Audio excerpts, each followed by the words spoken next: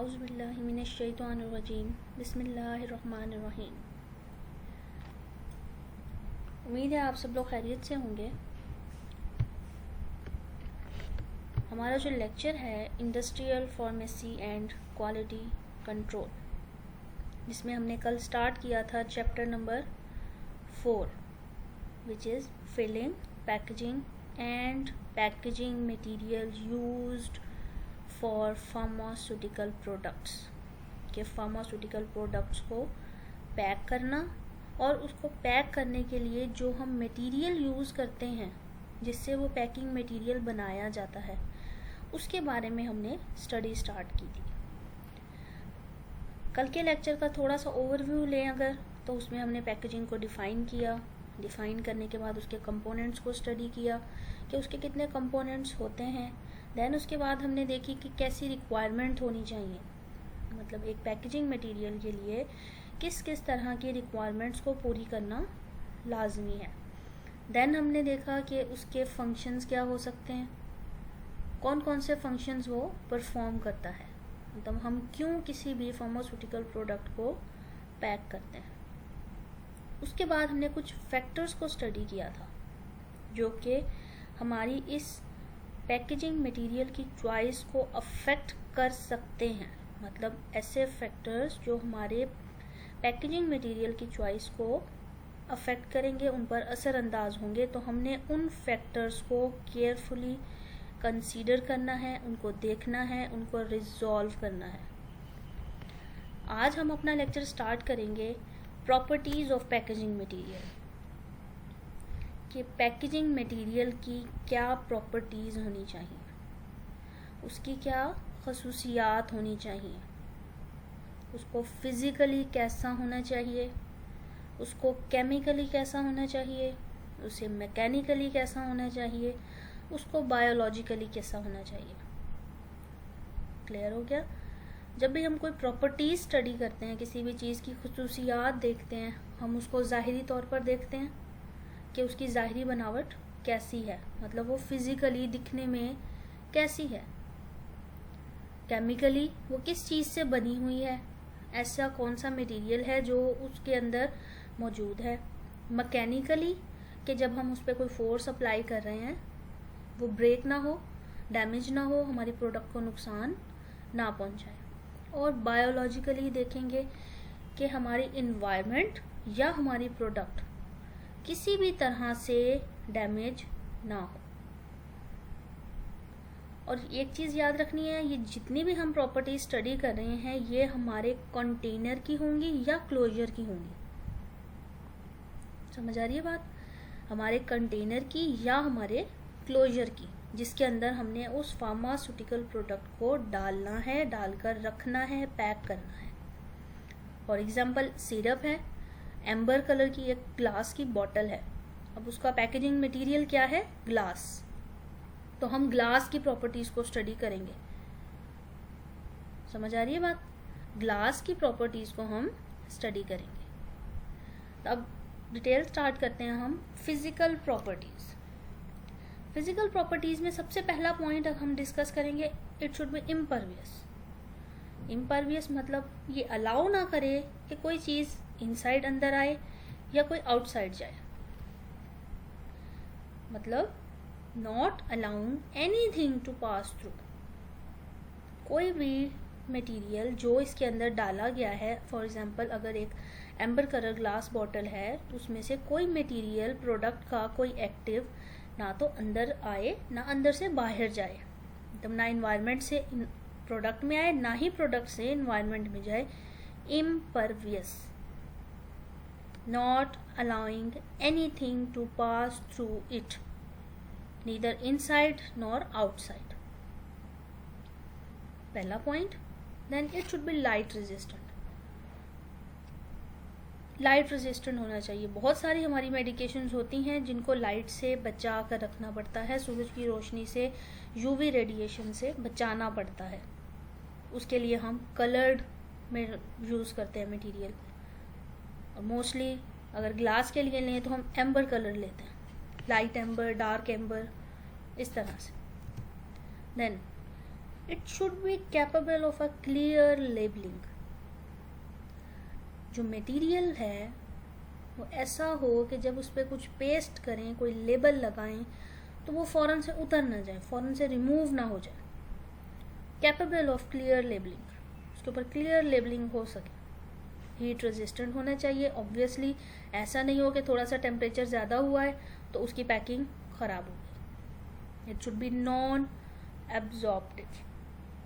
Non absorptive मतलब ये कोई भी सब्सटेंस अपनी प्रोडक्ट के अंदर एब्जॉर्ब ना करे। क्लियर हो रहा है? फॉर एग्जांपल हम कोई क्रीम है, अब हम क्रीम को किसी पेपर वाली पैकिंग में पैक नहीं कर सकते, या क्रीम के ऊपर आप अक्सर देखते हो ऊपर एक एल्युमिनियम की फॉइल लगी होती है जिससे उसको कवर किया गया होता है। तो अगर उसकी जगह प्लास्टिक लगा देंगे वो उसके लिए सूटेबल नहीं है। उसके अंदर वो ऑइंटमेंट, वो क्रीम एब्जॉर्ब होना स्टार्ट हो जाएगी, इन्वायरमेंट के साथ रिएक्शन स्टार्ट हो जाएगा, मटेरियल के साथ रिएक्शन स्टार्ट हो जाएगा और हमारी जो प्रोडक्ट है वो ख़राब होना शुरू हो जाएगी। तो प्रोडक्ट को देखकर ही पैकेजिंग मटेरियल को सिलेक्ट किया जाता है। क्लियर है? The other heading is mechanical properties. Physical properties हमने देख ली कि कैसी होनी चाहिए फिजिकली। अब मैकेनिकली कैसा होना चाहिए? जहाँ पर मैकेनिकल का वर्ड आता है दैट मीन्स वहाँ पर स्ट्रेस काम करेगी, कोई प्रेशर होगा जिससे उसको बचाना है हमने। अब ऑफ कोर्स किसी भी चीज़ को हमने पैक करना है, हमें उसे हैंडल करना पड़ेगा, उसे हाथ में पकड़ना है, उसको बंद करना है, primary closing, secondary closing, tertiary closing. तो हैंडलिंग के दौरान या उसको फिल करते हुए, उसको क्लोज करते हुए, उसकी प्रोसेसिंग करते हुए वो डैमेज ना हो, इतनी मैकेनिकल स्ट्रेंथ हो कि वो handling, filling, closing and processing के दौरान जो भी मैकेनिकल स्ट्रेस आ रही है उसको विदस्टैंड करे, उसको बर्दाश्त करे। It should withstand handling, filling, closing and processing. ये टू द पॉइंट चीज़ें यहाँ पर मेंशन की हैं, डिटेल में आपको लेक्चर के अंदर ये रिकॉर्ड करवाया गया है वहाँ पर भी पॉइंट्स, लेकिन थोड़ी सी डिटेल में है, क्योंकि हम रिवीजन कर रहे हैं तो हमने इसी तरह रिवीजन करनी है कि हमारा टाइम सेव रहे, ना कि हम सारा टाइम एक ही टॉपिक पे लगा दें। तो mechanical properties, it should withstand stress during handling, filling, closing, processing, transport, distribution, supply, etc. Then the third one is biological properties. Obviously bio means life. तो किसी भी लिविंग ऑर्गेनिज्म का अटैक, उससे बचाना है हमें प्रोडक्ट को। तो it should withstand the insect attack, insect के अटैक को बचाए। Then it protect the mould growth. Now what is mould? आप सब जानते हैं, मोल्ड मीन फंगस। फंगस की ग्रोथ को बचाना। एक मटेरियल है सेलुलोज, डोजेज फॉर्म में उसको डालना लाजमी है। डोजेज फॉर्म में उसका एडिशन अगर लाजमी है, लेकिन वो फंगस की ग्रोथ को भी फेवर करता है, उसको बढ़ाता है। अब मटेरियल डालना भी लाजमी है और वो उसका नुकसान भी है, तो हम उस मटेरियल को पहले किसी दूसरे मटेरियल के साथ इम्पर्जिनेट करेंगे, उसको रख देंगे उसके अंदर, ताकि उसकी एक्टिविटी फंगस की ग्रोथ को मिनिमाइज करे, वो सिर्फ अपना एक्शन परफॉर्म करे, वो किसी नुकसान की तरफ ना लेकर जाए उस प्रोडक्ट को। अब किस चीज़ में इम्पर्जिनेट करना है, किसके अंदर सोक करके रखना है, किस तरह से चेंज करना है, डिपेंड करेगा कि हमारी फार्मास्यूटिकल प्रोडक्ट कौन सी है, उसके लिए कैसा इंग्रेडिएंट सूटेबल है, उसी हिसाब से हम सिलेक्शन करते हैं। सेम उसी तरह जैसे आपने फार्मास्यूटिकल इनकम्पैटिबिलिटी में पढ़ा था, ऑर्डर ऑफ मिक्सिंग को अगर हम चेंज कर दें तो हमारी इनकम्पैटिबिलिटी की जो सूरत हाल है वो ख़त्म हो जाती है। उसी तरह यहाँ है कि अगर एक सेलुलोज का इंग्रेडिएंट है, उसको प्रोडक्ट में डालना लाजमी है, लेकिन उसका नुकसान भी है, तो हम पहले उस सेलुलोज को इम्प्रेगनेट करेंगे ताकि उसके अंदर से जो एक्टिविटी है कि वो मोल्ड की ग्रोथ को फेवर करता है वो मिनिमाइज हो जाए। क्लियर हो गया? इंसेक्ट की ग्रोथ को रोकेगा और मोल्ड की ग्रोथ को रोकेगा, ये उसकी बायोलॉजिकल प्रॉपर्टीज है। Clear? The next one is chemical properties. नाम से ही जाहिर है केमिस्ट्री देखनी है, केमिकली देखना है उसको हमने कि केमिकली वो किसी किस्म का कोई रिएक्शन ना दे, ना तो प्रोडक्ट के साथ दे और ना ही कंटेनर के साथ दे, ना ही क्लोजर के साथ दे। ये तीन चीजें हैं, आपको स्टार्ट में ही मैंने बताया था, आपने जहन में रखनी है, container, closure and the product. तो फर्स्ट पॉइंट है container closure should not react together. ये दोनों रिएक्ट नहीं करने चाहिए, बेशक प्रोडक्ट प्रेजेंट है या प्रोडक्ट प्रेजेंट नहीं है।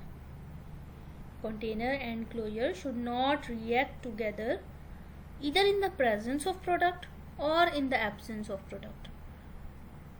खाली कंटेनर क्लोजर हैं, बहुत अरसा पड़े हुए हैं, बहुत ज़्यादा टाइम गुजर चुका है, वो रिएक्ट नहीं करें आपस में किसी तरह से भी। अगर उनमें प्रोडक्ट डली हुई है, वो सील्ड है, तब भी वो रिएक्ट ना करें। पहली प्रॉपर्टी। Then product should not react with the container and closure. अगर प्रोडक्ट उसके अंदर है तो वो भी उसके साथ रिएक्ट ना करें। अक्सर जब अल्कलाइन प्रोडक्ट हो तो वो एल्यूमिनियम के बने हुए कंटेनर्स के साथ रिएक्ट कर जाती है, तो ये प्रॉपर्टी नहीं होनी चाहिए। अगर आपको पता है कि आपकी प्रोडक्ट अल्कलाइन है तो आप अल्कलाइन कंटेनर यूज नहीं करेंगे। जैसे हमने पेस्टल एंड मोटर्स पढ़े थे कि हम प्रोडक्ट की क्वालिटी देखकर पेस्टल एंड मोटर की टाइप को चूज करते हैं, उसी तरह से हम प्रोडक्ट की क्वालिटी देखकर कंटेनर की टाइप को चूज करेंगे। अगर प्रोडक्ट अल्कलाइन है, हम एल्यूमिनियम कंटेनर यूज नहीं करेंगे। बात समझ आ गई? अगर प्रोडक्ट हमारी अल्कलाइन है तो हम उसके लिए एल्यूमिनियम का कंटेनर यूज नहीं करेंगे। अब ये यूज क्यों नहीं करेंगे, मेरा ख्याल से ये अब बताने की जरूरत नहीं होनी चाहिए। रीजन वही है जो हमने पीछे पढ़ी थी पेस्टल एंड मोटर्स के लिए, कि किस तरह से रिएक्शन होता है, क्या रिएक्शन होता है। Then active substances should not be extracted from the product into container and closure. Obviously किसी किस्म का कोई भी एक्टिव सब्सटेंस प्रोडक्ट में से निकल के कंटेनर के अंदर नहीं जाना चाहिए। Container and closure must not yield the substances to the product. ना ही कंटेनर एंड क्लोजर की जो टाइप हमने चूज की है वो एसिडिक है, अल्कलाइन है, न्यूट्रल है, उस टाइप का कोई भी रिएक्शन प्रोडक्ट के साथ ना हो। जिस टाइप का हमने कंटेनर चूज किया है या क्लोजर चूज किया है वो केमिकली उसके साथ रिएक्ट ना करे। पहली चीज, container closure should not react together, वो आपस में रिएक्ट ना करें। दूसरी चीज, वो प्रोडक्ट के साथ रिएक्ट ना करें। देन प्रोडक्ट भी इस कंटेनर क्लोजर के साथ रिएक्ट ना करे। प्रोडक्ट का कोई एक्टिव इंग्रेडिएंट एक्सट्रैक्ट ना हो कंटेनर क्लोजर में।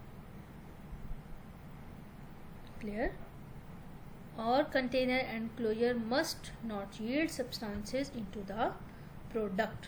प्रोडक्ट के अंदर भी कंटेनर क्लोजर किसी किस्म की कोई सब्सटेंस ऐड ना करे। Then what type of materials are used in packaging. आप घरों में मेडिसिन यूज करते हैं तो किस किस तरह का मटेरियल आप देखते हो जिसके अंदर वो पैक होता है। सबसे पहले अगर हम एग्जांपल ले लें, पेपर। अब आप सोच रहे होंगे कि पेपर कहाँ यूज होता है, तो पेपर बच्चे बहुत सारी ऐसी मेडिसिन आती हैं टैबलेट फॉर्म में, सॉलिड डोजेज फॉर्म, जो कि पेपर के अंदर पैक होती हैं। रबर कहाँ यूज हो रहा है, कहाँ यूज हो रहा है रबर? अगर आप जोर दें जहन पे, बहुत सारी डोजेज फॉर्म्स ऐसी हैं जिसका प्राइमरी क्लोजर ओपन करें तो उसके अंदर एक और रबर का क्लोजर होता है। ड्रॉपर की बॉटल्स हैं, कवर होता है रबर का उनके ऊपर। ग्लास है, मोस्ट कॉमनली हम देखते हैं इंजेक्शंस में देखते हैं, वायल्स में देखते हैं, एम्प्यूल्स में देखते हैं। डिफरेंट डिफरेंट टाइप का ग्लास देखते हैं, कोई बहुत बारीक होता है, कोई बहुत मोटा होता है, कोई बहुत अच्छे से कलरफुल सा होता है, कलर्ड ग्लास होता है।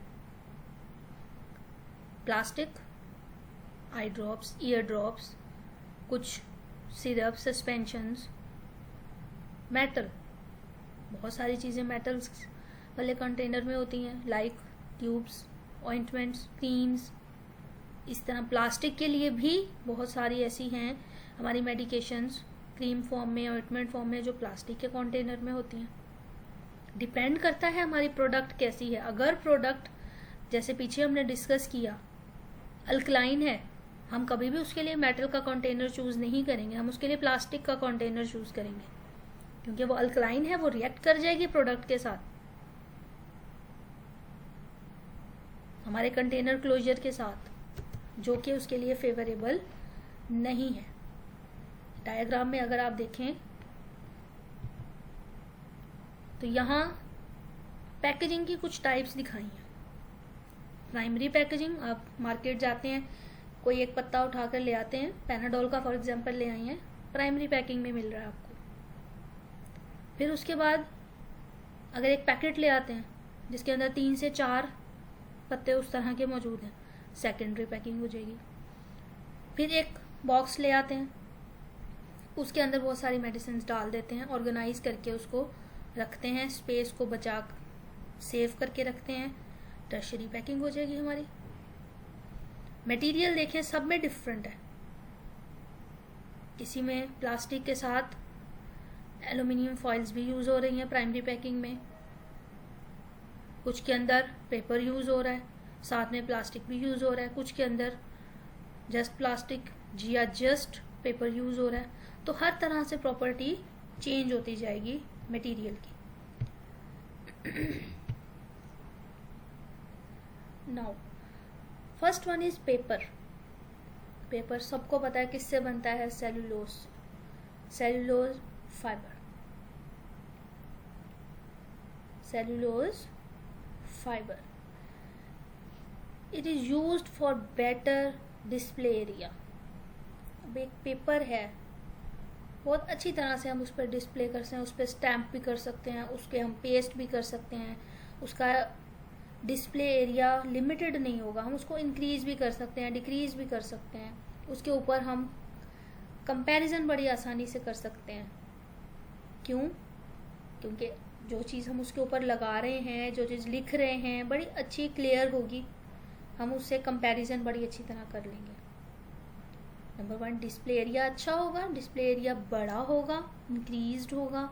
और नंबर 3 पर collating means an act of making comparison with the original copy. ये कहीं पर नोट्स में आई थिंक कलेक्टिंग होगा, तो ये कलेक्टिंग नहीं है बच्चे, ये कोलेटिंग है।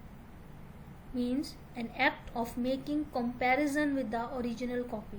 जब भी कोई मेडिसिन बनती है, उसको आगे सप्लाई करने से पहले उसको, उसके बैच नंबर को, उसकी मैन्युफैक्चरिंग, एक्सपायरी, हर चीज़ को कंपेयर किया जाता है, उसके लीफलेट को कंपेयर किया जाता है ओरिजिनल के साथ। तो ये चीज़ बहुत इजी हो जाती है, बेटर हो जाती है पेपर में। It also provide protection against stress to the metal tube. Metal की जो ट्यूब्स होती हैं उनके ऊपर स्ट्रेस होता है, ये उससे बचाती हैं। कैसे? एक कॉटन है, उसके अंदर बहुत सारी मेटल की ट्यूब हमने फिल करके रख दी हैं, तो जो लोड पड़ेगा, जो प्रेशर पड़ेगा, वो कॉटन पर पड़ेगा, ना कि उन मेटल की ट्यूब्स पर। बात समझ आ रही है? Provide protection against metal tubes. Clear हो गया पेपर? किस तरह देख सकते हैं आप, सबको पता है, कार्डबोर्ड की फॉर्म में भी, सिंपल पेपर की फॉर्म में भी आप मेडिसिन को देख सकते हो। कोई भी दवाई की डब्बी खरीद कर घर लाते हो, वो बाहर से आउटर पैकिंग पेपर की होती है, वो सेलुलोज होती है, टाइप ऑफ पेपर चेंज होता है, rubber. Second one is rubber. Maybe synthetic, maybe natural. Now what is synthetic, what is natural? Natural mean जो हम कुदरती तौर पर ले रहे हैं, डायरेक्टली उसको यूज कर रहे हैं. सिंथेटिक मीन हम उसका कोई पॉलीमर बना रहे हैं, उसका कोई पॉलीमर बना रहे हैं. लेकिन जो नेचुरल रबर है हमारी, उसकी कुछ प्रॉपर्टीज होती हैं जो कि हमें प्रेफर करती हैं कि हम नेचुरल को यूज करें, सिंथेटिक को यूज ना करें. जैसे कि natural rubber has good resealing property, जैसे in multiple dose container. Now what is multiple dose container? एक ऐसा कंटेनर जिसमें से हम डोज को बार बार ले सकते हैं, अपनी ज़रूरत के मुताबिक हम उसमें से डोज बार बार ले सकते हैं. हम इंसुलिन यूज़ करते हैं, बहुत से घरों में इंसुलिन यूज़ हो रही होगी. सिरिंज से इंसुलिन भरते हैं, उसको रख देते हैं फ्रिज में, अगले दिन दोबारा भरते हैं. कभी ऐसा नहीं होगा कि इंसुलिन की वायल में से वो रिमूव हो रही है, बार बार गिर रही है बाहर. नहीं, मीन्स जैसे ही हमने उसमें से मटेरियल अपना लिया, उस रबर की क्वालिटी है कि वो दोबारा से उस पोर को बंद कर देगी, रीसील कर देगी. Then coring and fragmentation. Coring and fragmentation same thing है. इसमें कोरिंग नहीं होगी, फ्रेगमेंटेशन नहीं होगी, ब्रेक डाउन नहीं होगा, पोर नहीं बनेंगे इसके अंदर. तो ये चीज़ें जो हैं नेचुरल रबर के अंदर बहुत अच्छी प्रॉपर्टीज़ के साथ मौजूद होती, कि हम कह सकते हैं कि नेचुरल रबर के अंदर ब्रेकेज नहीं होता, नेचुरल रबर रीसील हो जाता है, उसमें कोरिंग नहीं होती. Then synthetic rubber lack these properties. Synthetic में ये तीनों प्रॉपर्टीज नहीं होती. ब्रेक भी हो जाती है. हम एक सिरप लेते हैं, सिरप का ढक्कन खोलते हैं, उसके अंदर जो प्लास्टिक का स्टॉपर होता है रबर का, अगर हम उसके अंदर एक होल करें सिरिंज से, तो वो कभी भी रीसील नहीं होगा. इसको आप परफॉर्म भी कर सकते हैं, घर में देख सकते हैं. अगर आपके पास कोई ऐसी चीज़ हो जिसमें आप पोर करें और आप देखेंगे वो रीसील नहीं होगा, रीसीलिंग नहीं हो रही, that means it is not a natural rubber, it is a synthetic rubber. The natural rubber is mostly used for pharmaceutical packaging. This is the reason कि pharmaceutical packaging में natural rubber का इस्तेमाल ज़्यादा किया जाता है. It contain more additives than plastic. ये कह सकते हैं हम इसका कि डिसएडवांटेज है.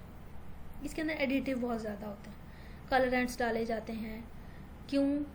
ताकि कलर अट्रैक्टिव हो. अब ऐसा नहीं हो, एक अच्छी डोजेज फॉर्म है, एक अट्रैक्टिव से कलर की डोजेज फॉर्म है, उसके ऊपर कोई डार्क से कलर का, कोई मैला सा गंदे से कलर का उसके ऊपर हमने स्टॉपर लगाया हुआ है रबर का, दैट इज़ नॉट अट्रैक्टिव. हमें हमेशा ऐसा पैकेजिंग मटेरियल सेलेक्ट करना है जिसका पैकेजिंग स्टाइल पेशेंट को अट्रैक्ट करे.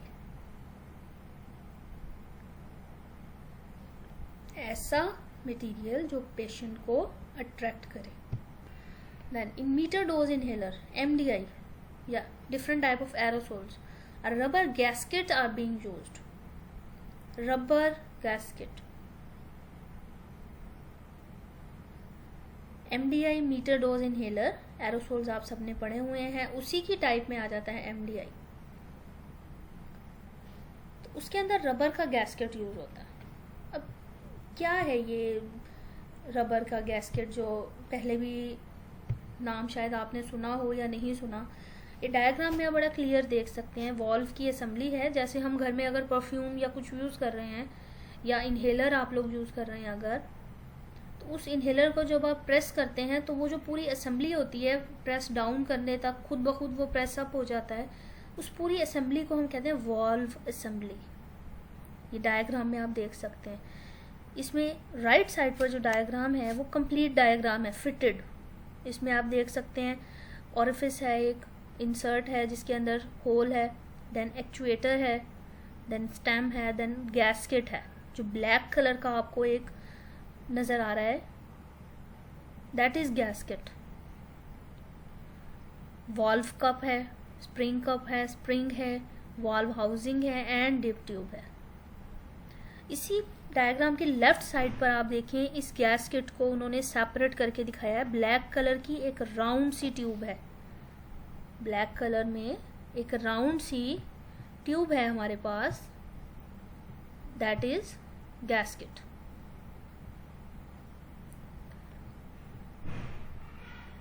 क्लियर हो रहा है सबको, समझ आ रही है?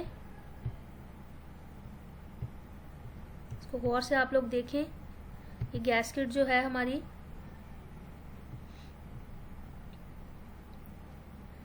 इसमें black number 1, number 2, number 3, number 4, number 4 पे आपके पास लेफ्ट साइड पे जो ब्रेकेबल पार्ट्स दिखाए गए हैं वहां आप देख सकते हैं गैस्केट। ये इसी तरह है जैसे आप किसी नट को टाइट करते हैं, उसके साथ एक अलग से चूड़ी जिसको हम बोलते हैं, कह सकते हैं आप, कि अगर हम उसको लगा दें तो वो नट बाहर नहीं निकलता, फिर एक स्टॉपर लग जाता है एक तरह से उसमें। इसी तरह से ये रबर का एक बना हुआ होता है जिसको हम अच्छी तरह से बंद कर देते हैं। ये प्रिवेंट करता है कि उसमें से किसी किस्म का कोई लीकेज ना हो, किसी किस्म का कोई भी लीकेज ना हो।